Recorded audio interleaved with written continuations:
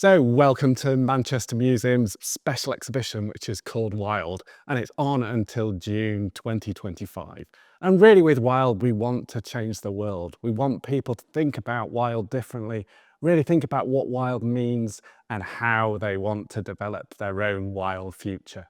So, this first part of the exhibition just here is looking at what is wild. And it kind of plays on the idea of a salon Victorian art display. And we're really looking at initially the classic idea of what wild is, the kind of chocolate box, Lake District, green and pleasant land idea of wild. And then we're trying to encourage people to think perhaps a little bit differently to how they imagine wild to be before. So we introduce ideas of wild at the seaside, and then introducing ideas of wild in countries around the world. So for example, we've got images of wild in North America with cactus, and also a fabulous picture of the Grand Canyon in North America. And really trying to get people to think about the idea of a kind of expansion into the West and the ideas of wilderness and the suggestion that it was a barren and uninhabited land when people were expanding out to the West, which is obviously not true. And also we're trying to get people to think very differently about what wild means, particularly in the UK. So is wild made or is it born? Is it abandoned? And lots of wild places have signs that say, keep out. Is that what wild is? And if it is that the right thing? Is it scary? Is it dangerous? Is it a place where we belong? So the main part of the exhibition that we have here in the Wild exhibition is all about wild now, looking at how people are doing really exciting and really hopeful things to make the world a more wild place around the world. So we wanted to start off with a brilliant British example, and that's the reintroduction of beavers. So beavers were hunted to extinction for their fur and their scent glands about 400 years ago, but they're a normal, natural part of the British ecosystem. And in the last couple of decades, people have really latched onto the idea that they're missing and really need to be reintroduced back into the ecosystem to make it really healthy. They're incredible animals. So obviously they build dams. That has an impact on water flow and water quality. A lot of sediment and impurities are trapped in the dam as the water flows through because they're really leaky. But obviously that makes really brilliant wetlands, quite big kind of pools and boggy areas. And that's fabulous for the insect life and has a knock-on effect for things like birds and other animals. But beavers aren't without controversy. So particularly in places like Scotland, where some beavers have been introduced, they actually flood some really valuable farmland. And that obviously causes problems and conflict. So one of the study cases featured in the Wild exhibition at Manchester Museum is about the rewilding project at Netscape in the Sussex in the south of England. This is a very successful project and have created a habitat for many species, including insects, to thrive and be in their natural habitat. So from farming practices, NEP states have changed the way that we've seen nature and have created a habitat and environment that is now full of life. So one of the iconic species for the NEP state rewilding project is the purple emperor butterfly. These purple emperor butterflies have been seen in large numbers since 2010. So this is a great project because now we can see the second largest butterfly in the UK, just thriving and breeding in the NEP state. So introducing cattle and traditional cattle and Tamworth pig and the Exmoor pony have created a better soil and better environment for insects and for plants. We have a list of 2,000 different species of insects there. We can see more than 60 species of bees, and we know that it's not all about restoring only a species, is also about restoring ecological services provided in that site. Also, some of the species that now are threatened or endangered, like the violet door beetle that hasn't been seen in the UK for 50 years, so it now can be seen in the NEP states, and many other species of flies and beetles as well, like the stag beetle, that is an iconic and the biggest beetle in the UK, can be seen in the site. So there were some really unpredictable things at NEP, which are really exciting and really charming. So for example, hedgehogs were locally extinct in the NEP area, and they've naturally come back themselves because it's a great place for them to really thrive. But there's other things that would never naturally come back to NEP. So we've got these white storks that you can see a beautiful example here. They're a natural, normal part of the landscape at NEP, but they were never going to arrive on their own. So there's a big reintroduction and breeding program in Eastern Europe. So a large number of individuals were brought across from Eastern Europe and have been reintroduced back to NEP. And they have an incredible impact on the landscape. There's enormous nests in some of the big trees at NEP, and you can see them circling round, and it gives you a real sense of what is lost in our normal natural landscape.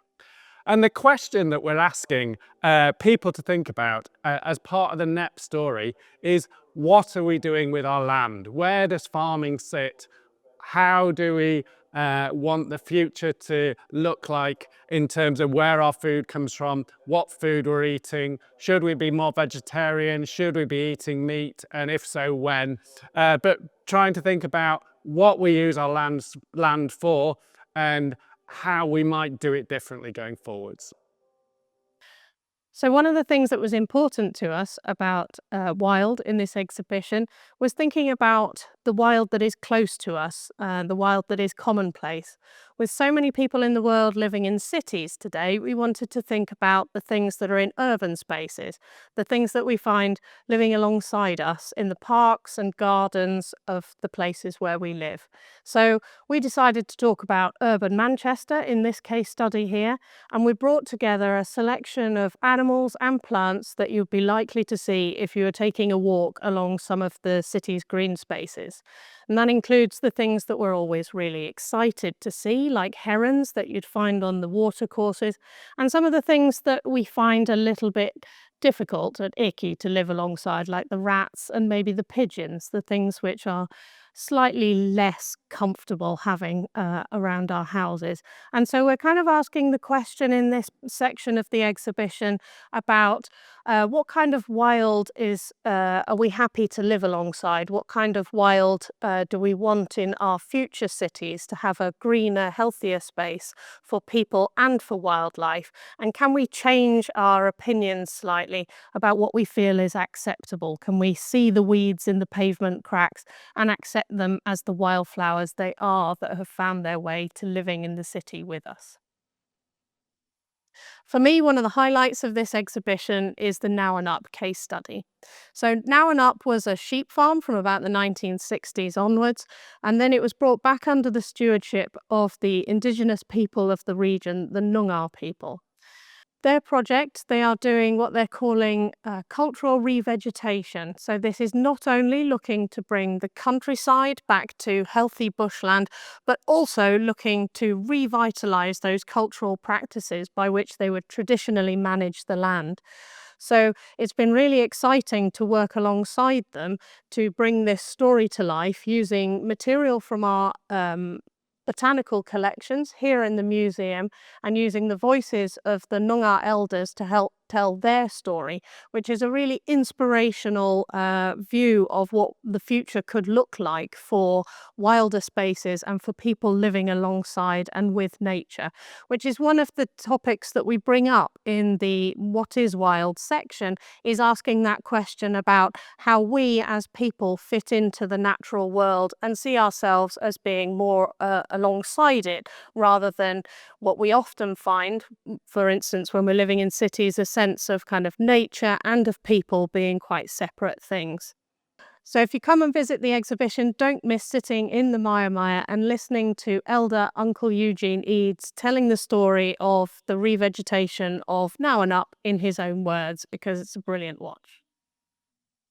One of the main case studies in the Wild exhibition is on Yellowstone National Park and the reintroduction of wolves that happened from the 90s onwards. This was really important to me when I joined the Wild team because I'm actually from just north of the park and I was born in the early 90s, so I grew up during the wolf reintroduction. So for me, being about wild and being about people's relationship to nature and wild and kinship models is that this isn't actually a scientific story. If you've actually lived through introductions, that's only a small part of it. There was so much around the media, so much around conversations with neighbors. There was fears, there was joy, there was all different players involved in this.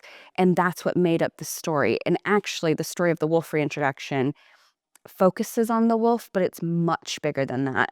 Because I came from a farm family and a ranch family, and I'm pro-wolf. I'm also indigenous. And so there's all of these different emotions and interests coming through my experience, and that's reflected in everyone in the area. Because the decision to bring back wolves happened in Washington, D.C. That's like a decision for the UK happening somewhere deep in Europe by people who maybe have never been to this area and they don't quite know the locals and what might be happening. And so for the wolf, they get reintroduced and you get news media saying tens of thousands of herd animals have now died when there was only 14 wolves. That's not statistically possible. That's not how wolf behavior is, but that became a part of the fear narrative, and that became a lot of how people felt all of a sudden in relation to their nature, because this huge predator wasn't there. You had a different relationship with walking out. Now we still have mountain lions and grizzly bears and all of those different things that you wouldn't just go for a joyful stroll anyways into these wild places, because there's always different animals. But as the wolf kind of grew in popularity and more stories coming out, what was really interesting is that I went back as part of the Jonathan Ruffer Foundation grant to do research back home and be in the park in a different way. So I volunteered with the Wolf Project team, got up early to go and see the wolves in Lamar Valley, and just to talk to different people, the enthusiasts that get up early every day to film the wolves, watch the wolves, record data about the wolves, to the local farmers and ranchers just outside that still have that different relationship that has changed, and to hear their take on what does it mean to reintroduce and be a part of that. The variety of feelings, once you get people to talk about all those different things and give space for that, it becomes much more complicated than I'm pro or I'm against. And that's how we're going to talk about decisions with whether or not to bring lynx back or other predators into the area. And to kind of get, in an area where this has happened a lot, what needs to be in place to support people like farmers and ranchers in the area if something happens. And so it's these complicated questions and the empathy that we all come together to do it. And it's an emotional experience as much as a scientific one that I think is really important about the Yellowstone story. And getting beyond the wolf. So did wolves change rivers all by themselves? No, not really. During that time period, there was the recolonization, that's the scientific term, for mountain lions that they don't actually have an explanation for. Grizzly bear populations up, herd populations were getting healthier. All of these things happened together. And so what you're looking at is a system, but the story we hear is about the wolf. So it's also just trying to understand in our own stories in the UK of reintroduction is having that more holistic view. So the examples of how people are doing wild are spread throughout this exhibition, and we chose them because we wanted to show how people are doing wild in very different places around the world and in different environments. And we really wanted to choose an example where a group has done amazing things in a coastal environment with the sea. So we chose a very incredible project called Coast, which is the community of Arran Seabed Trust off the Isle of Arran in Scotland. So this was a pretty devastated part of the coast. There's no local fishing or virtually no local fishing in the Isle of Arran today. So trawlers were coming in from outside of the area, putting down their trawler nets, scraping the bottom of the ocean and really leaving a desert, a devastated desert where there was very little life.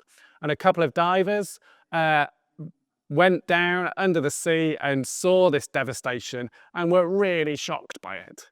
and they worked over many years with the community in the Isle of Arran to eventually designate a no-take zone. This is a protected area where there's no fishing. Nobody's allowed to disturb it or destroy the life that's there. It's a relatively small area, just a few square kilometres, but life is abundant and is overflowing into the wider ocean and has recovered really dramatically.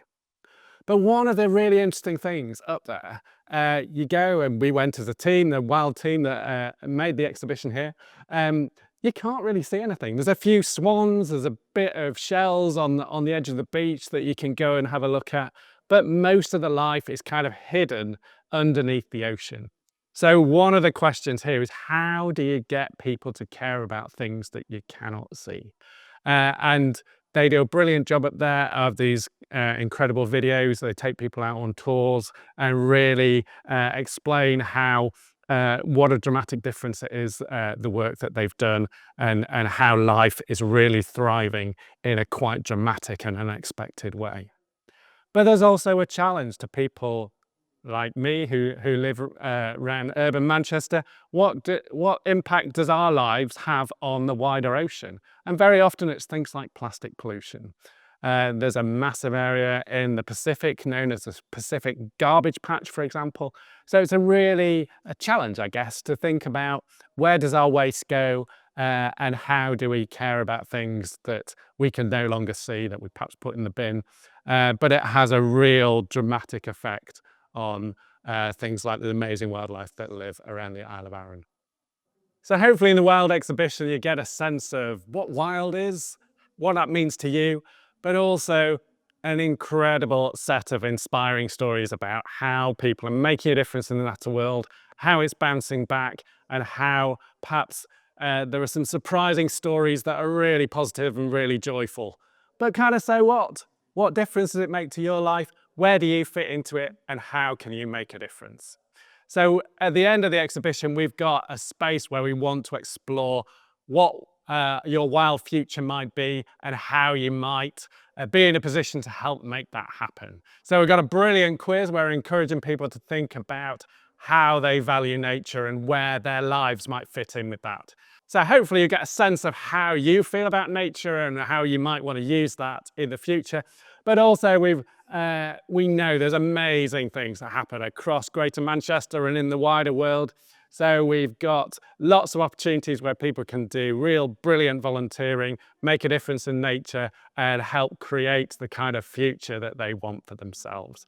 So if people just take away from this exhibition noticing nature, feeling joy, that is brilliant. But we want people as well to make a difference in the wider world and really empower people to change things for the better.